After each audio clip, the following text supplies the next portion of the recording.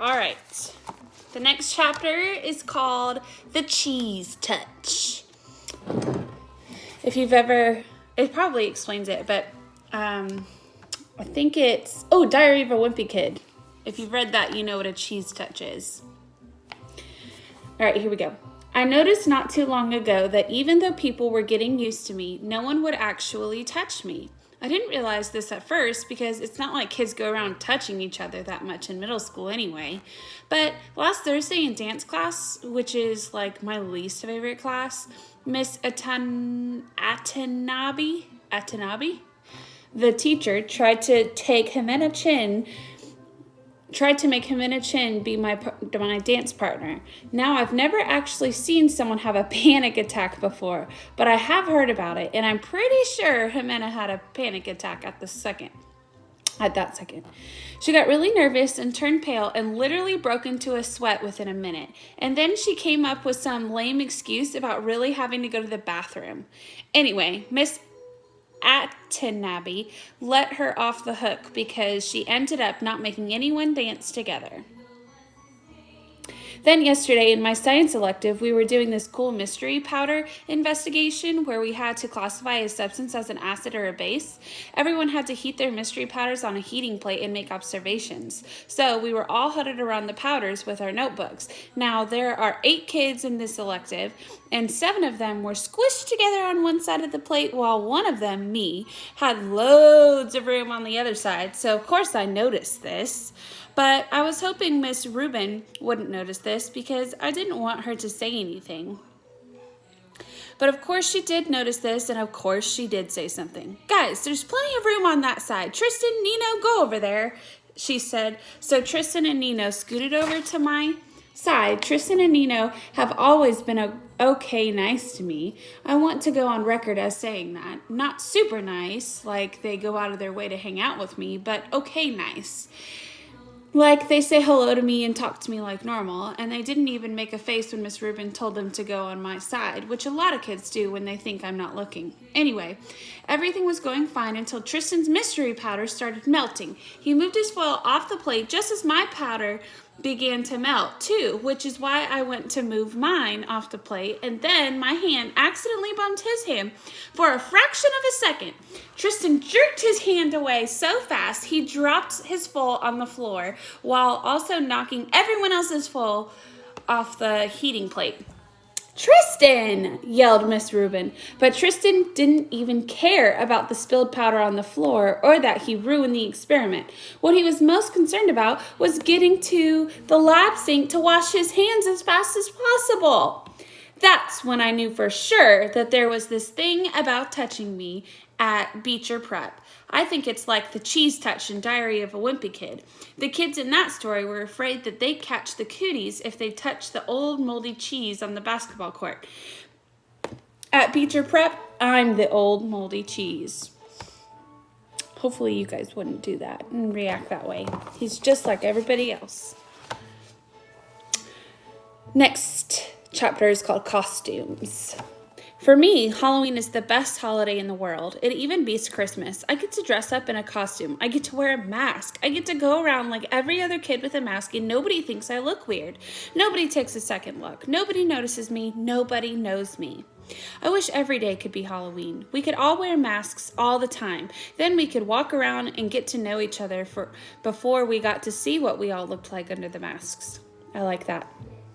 When I was little, I used to wear an astronaut helmet everywhere I went, to the playground, to the supermarket, to pick up Via from school. Even in the middle of the summer, though it was hot, my face would sweat. I think I wore it for a couple of years, but I had to stop wearing it when I had my eye surgery. I was about 7, I think, and then we couldn't find the helmet after that. Mom looked everywhere for it. She figured that it had probably ended up in Grand's attic, and she kept meaning to look for it, but by then I had gotten used to not wearing it. I have pictures of me in all my Halloween costumes. My first Halloween, I was a pumpkin. My second, I was a tiger. The third was Peter Pan. My dad dressed up as Captain Hook. My fourth was Captain Hook. My dad dressed up as Peter Pan. My fifth was an astronaut. My sixth was Obi-Wan Kenobi. My seventh was a clone trooper. My eighth, I was Darth Vader. My ninth, I was the Bleeding Scream, the one that has fake blood oozing out over the skull mask. This year, I'm going to be Boba Fett.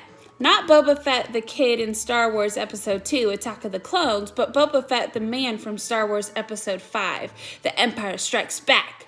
Mom searched everywhere for the costume but couldn't find one in my size, so she bought me a Jango Fett costume. Since Jango was Boba's dad and wore the same armor, and then painted the armor green, she did some other stuff to it to make it look worn too. Anyway, it looks totally real. Mom's good at costumes. In homeroom, we all talked about what we were going to be for Halloween. Charlotte was going as Hermione from Harry Potter. Jack was going as Wolfman. I heard that Julian was going as Jango Fett, which was a weird coincidence. I don't think he liked hearing that I was going as Boba Fett. On the morning of Halloween, Via had this big crying meltdown about something. Via's always been so calm and cool, but this year she's had a couple of these kind of fits. Dad was late for work and was like, "Via, let's go, let's go." Usually Dad is super patient about things, but not when it comes to his being late for work, and his yelling just stressed out Via even more, and she started crying louder. So Mom told Dad to take me to school and that she'd deal with Via. Then Mom kissed me goodbye quickly before I even put on my costume and disappeared into Via's room. "Augie, let's go now," said Dad. "I have a meeting and I can't be late for it." "I haven't put my costume on yet." "So put it on already. 5 minutes. I'll meet you outside." I rushed to my room and started to put on the Boba Fett costume, but all of a sudden I didn't feel like wearing it. I'm not sure why. Maybe because it had all these belts that needed to be tightened and I needed someone's help to put it on. Or maybe it was because it all smelled like paint. All I knew was that it was a lot of work to put the costume on, and Dad was waiting, and we would get super impatient if I made him late. So at the last minute, I threw on the Bleeding Scream costume from last year. It was such an easy costume, just a long black robe and a big white mask. I yelled goodbye from the door on my way out, but Mom didn't even hear me.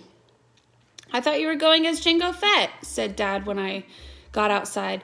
"Boba Fett." "Whatever," said Dad. "This is a better costume anyway." "Yeah, it's cool," I answered. The Bleeding Scream. Walking through the halls that morning on my way to the lockers was, I have to say, absolutely awesome. Everything was different now. I was different. Where I usually walk with my head down trying to avoid being seen, today I walk with my head up. Looking around, I wanted to be seen. One kid wearing the same exact costume as mine, long white skull face, oozing fake red blood, high-fived me as we passed each other on the stairs. I have no idea who he was, and he had no idea who I was. And I wondered for a second if he would have ever done that if he had known it was me under the mask. I was starting to think this is going to go down as one of the most awesome days in the history of my life. And then I got to homeroom. The first costume I saw as I walked inside the door was Darth Sidious. It had one of the rubber masks that are so realistic, with a big black hood over the head and a long black robe. I knew right away it was Julian, of course. He must have changed his costume at the last minute because he thought I was coming as Jango Fett. He was talking to two... Oh, I remember this. Oh... He was talking to two mummies who must have been Miles and Henry, and they were all kind of looking at the door like they were waiting for someone to come through it. I knew it wasn't a Bleeding Scream they were looking for. It was Boba Fett. I was going to go and sit at my usual desk, but for some reason, I don't know why, I found myself walking over to a desk near them, and I could hear them talking. One of the mummies was saying, "It really does look like him." "Like this part especially," answered Julian's voice. He put his fingers on his cheeks and eyes of his Darth Sidious mask. "Actually," said the mummy, "what he really looks like is one of those shrunken heads. Have you ever seen those? He looks exactly like that. I think he looks like an orc." "Oh, yeah." "If I looked like that," said Julian's voice, kind of laughing, "I swear to God I'd put a hood over my face every day." "I've thought about this a lot," said the second mummy, sounding serious, "and I really think if I look like him, seriously, I think that I'd kill myself."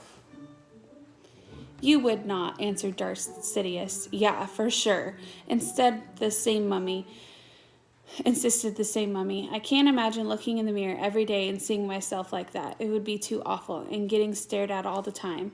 Then, why do you hang out with him so much? Asked Arsidius. I don't know, answered the mummy. Tushman asked me to hang out with him at the beginning of the year, and he must have told all the teachers to put us next to each other in all of our classes or something. The mummy shrugged. I knew the shrug, of course. I knew the voice. I knew I wanted to run out of the class right then and there, but I stood there. I stood where I was and listened to Jack Will finish what he was saying. I mean, the thing is, he always follows me around. What am I supposed to do? Just ditch him, said Julian. I don't know what Jack answered because I walked out of my class without anyone knowing I had been there. My face felt like it was on fire while I walked back down the stairs. I was sweating under my costume and I started crying. I couldn't keep it from happening. The tears were so thick in my eyes I could barely see, but I couldn't wipe them through the mask as I walked. I was looking for a little teeny spot to disappear into. I wanted a hole I could fall inside of, a little black hole that would eat me up.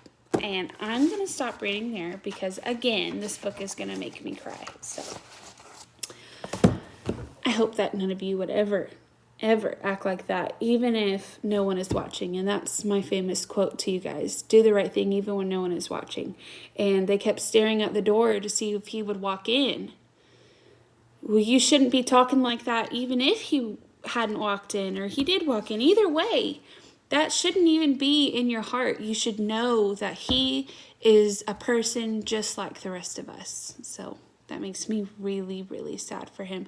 And what's sad, what gets me so deep is that this boy is real. He's a real person, and this really did happen to him. And it happens to so many people who are in wheelchairs or wear braces or broke their leg. I remember one time I sprained my ankle and I was on crutches. Or no, I was in a wheelchair first because I didn't have any crutches. My ankle was purple. And people made fun of me, told me I was faking it. And I know that's not like serious as his, like I can heal and get better, but it just made me feel like an outsider. And I can't imagine how he feels with something like this. So just think about how you make other people feel, whether they can hear you or not. Think about how they feel if they heard you. How would you feel if someone was talking about you that way? Okay? All right. Love you. Bye.